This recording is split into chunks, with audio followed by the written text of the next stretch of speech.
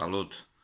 Uite că m-am hotărât să mai fac un video pe teme bahice, de data asta despre o bere Maibock, așa îi zice, de la Schmucker, specialitate de bere din regiunea Odenwald din Germania.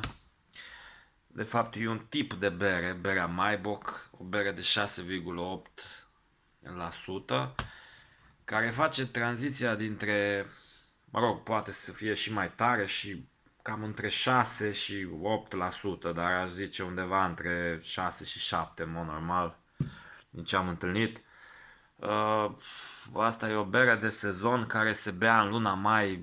Tradiția zice că la bereria Hofbräu din München se deschide primul butoi la sfârșitul lui aprilie.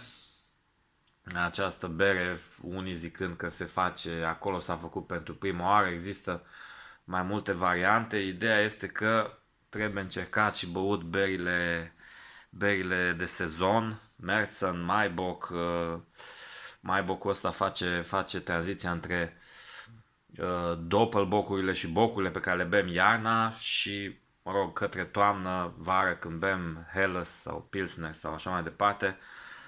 Berea asta se bea probabil în luna mai, când în lunile astea era mai rece decât este acum de obicei. Culoarea arată așa. E o bere arămie, am pus într-un pahar din asta mai fancy. Am băut ceva deja din ea. Și gustul seamănă și cu bockurile de iarnă, dar un pic mai liniștite, mai relaxate. Au un gust de malț, o spumă cremoasă, o aromă mai fină așa. Oricum un corp puternic, adică se simt și notele subtile de hamei, dar mai mult malț, e o bere dulceagă și tare, care vă dați seama ce poate pricinui. Atât celor avizați, cât și celor neavizați.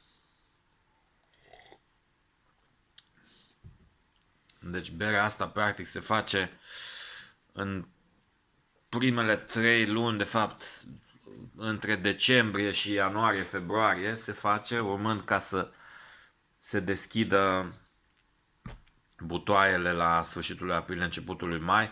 Oricum, berile astea care se beau în martie, aprilie și mai, se beau în Germania, există tradiția să se bea în foarte mult Zwickel, foarte mult Maibock, Kellerbier și așa mai departe. Sunt niște beri tulburi, niște beri nepasteurizate, nefiltrate, de o culoare arămie închisă, transparentă totuși, dar sunt niște beri puternice, pâine lichidă, cum le zice.